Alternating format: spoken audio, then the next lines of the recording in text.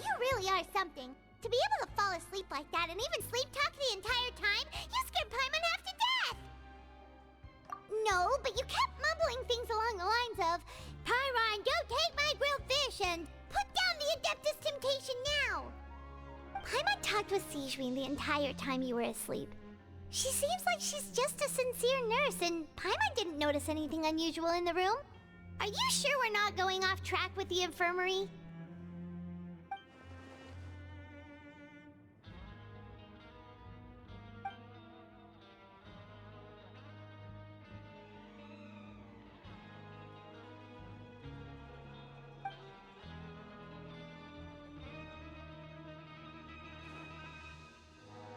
Whoa! You really are super thorough! All those tiny little suspicious things that Paimon didn't even pick up on! We've gotta give the info to Linny! The research note said that the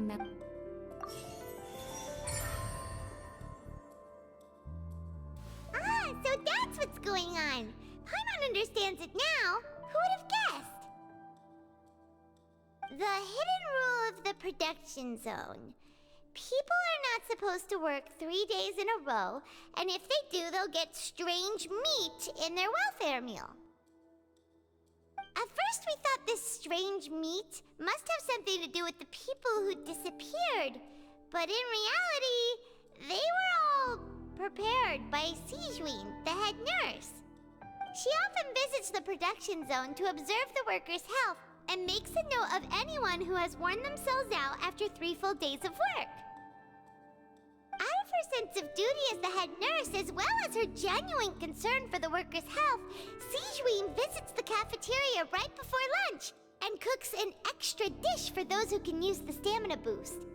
Sigewinne has only the best intentions with her surprise gift and doesn't want anyone to find out about what she does. However, unfortunately, Melusines as a race perceive the world differently from humans, and their sense of aesthetics is even more alien to us. The recipients of her lovingly prepared special meals cannot taste the care within and usually just freak out. Are we on the right track? Not bad. You've uncovered Sigewinne's secret and even guessed her intentions correctly as well. It's nice to know that her efforts have not gone unacknowledged. All right, now for my next question. There are also some hidden rules in the Pancration Ring, including the one that you're not allowed to support both sides of a fight. Why is that?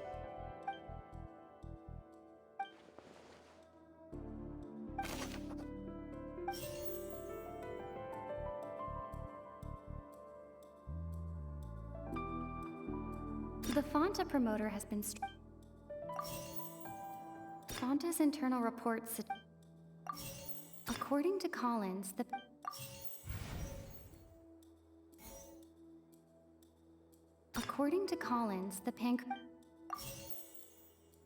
Fonta promoter has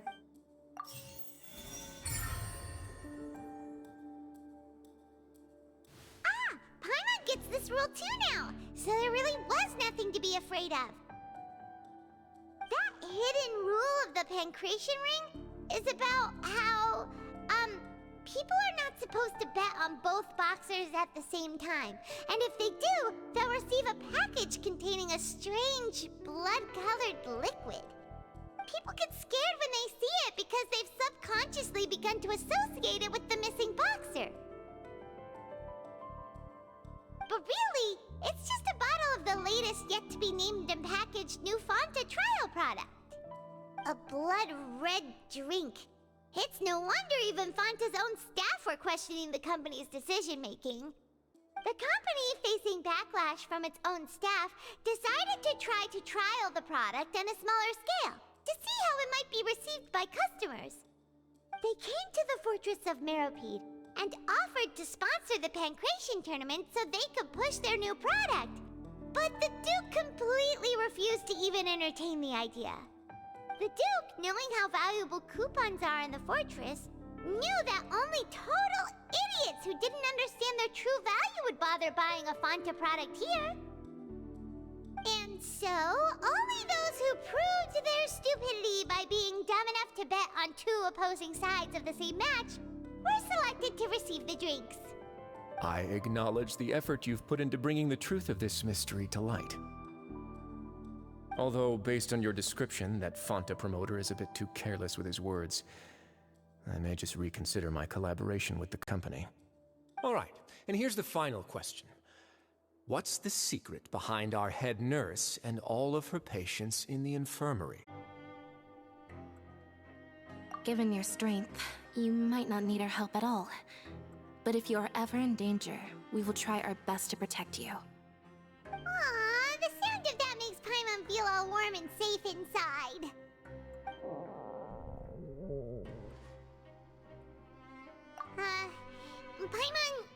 Paimon's hungry. Oh, you've done so much already. Go get some food. Alright, then we'll catch you guys another time.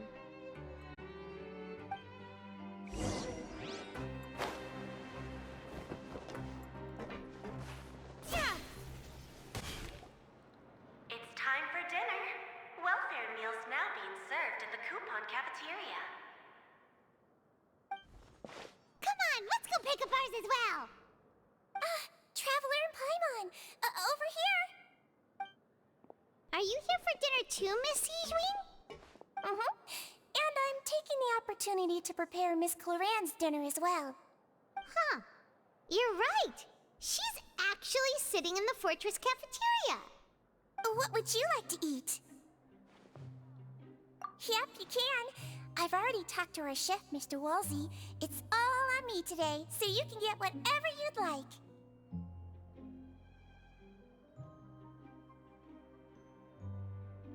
Me too! Don't forget Paimon! No problem. Just leave it to me.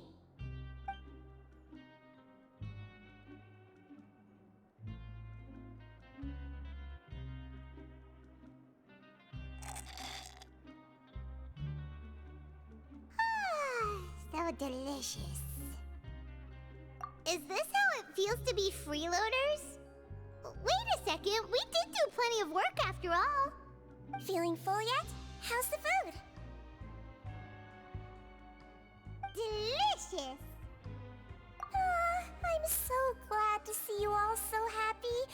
Oh, see, the expression on your face just now? The muscle here just moved, which suggests that you're feeling quite relaxed at the moment. Sijween, do you do this to help your patients or to better understand human beings? A bit of both, I suppose. I'm a Melazine, which means I'm very different from human beings. I must know what you're thinking if I want to take good care of you.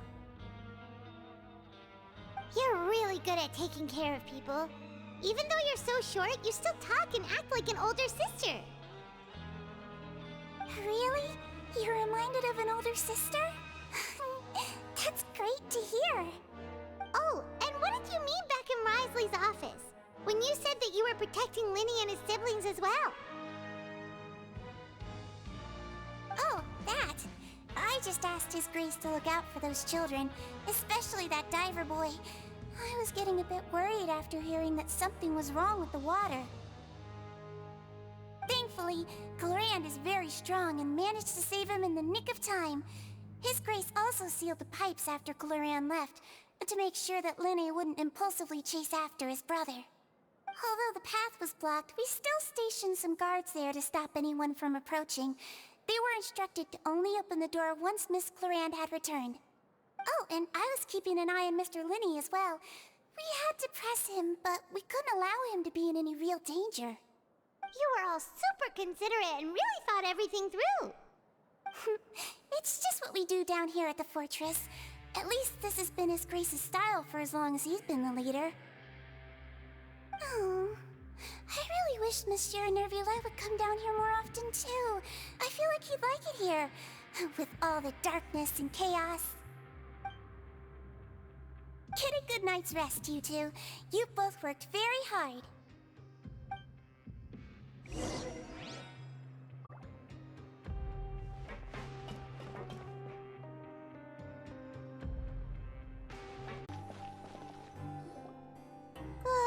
So much has happened.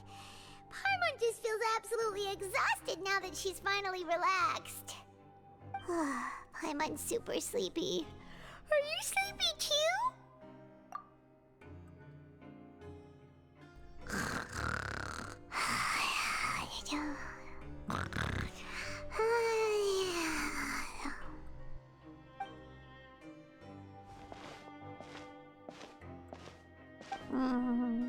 Delicious. Paimon wants seconds for free.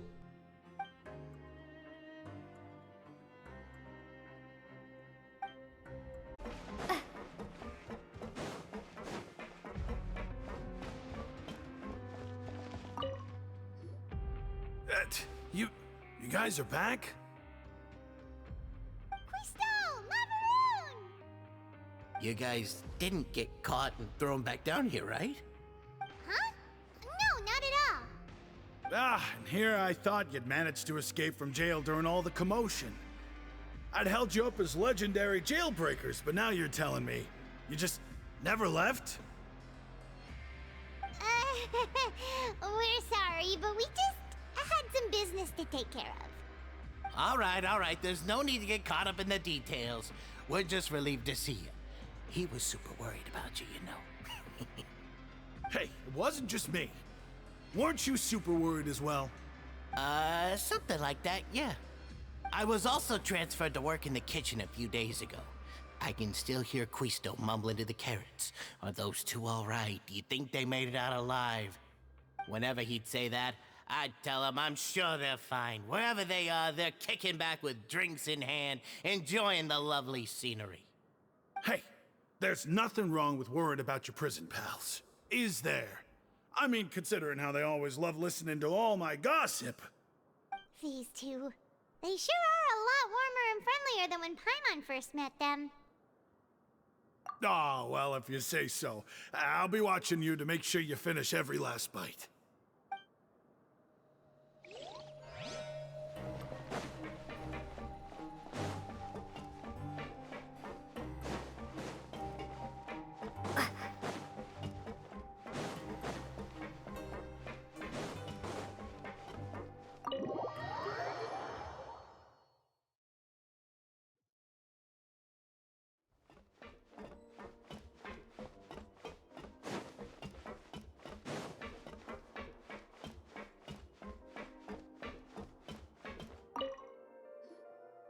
Courier, Miss Sijween told me you still haven't eaten. Yeah, I was working on something, so I forgot. That's no excuse for... Huh? What's you two? Courier, Lurvine, we're back! Hello there. It's been quite the mess here recently. How have you been? And you? Are you still taking the secret passageway from the infirmary to work on the ship? Yep. That is still top secret, though, so don't say a word to anyone.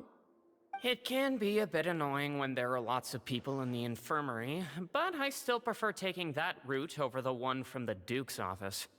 I mean, the infirmary does make it easier for you to slack off. Oh yeah? Then why are you also here so much? You two really are just using your jobs as a cover for your relationship, aren't you? Not at all!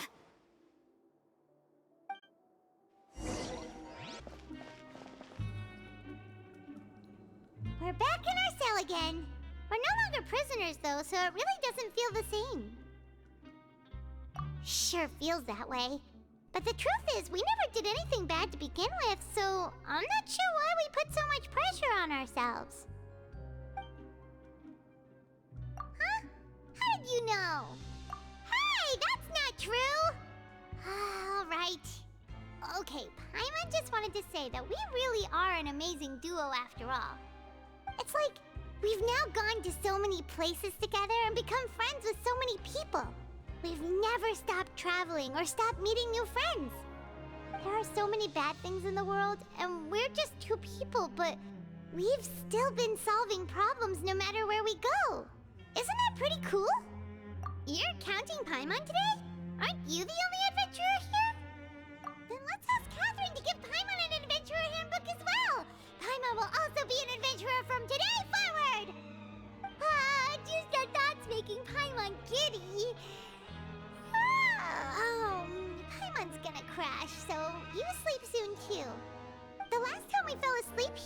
woke up to a whole mess outside our cell.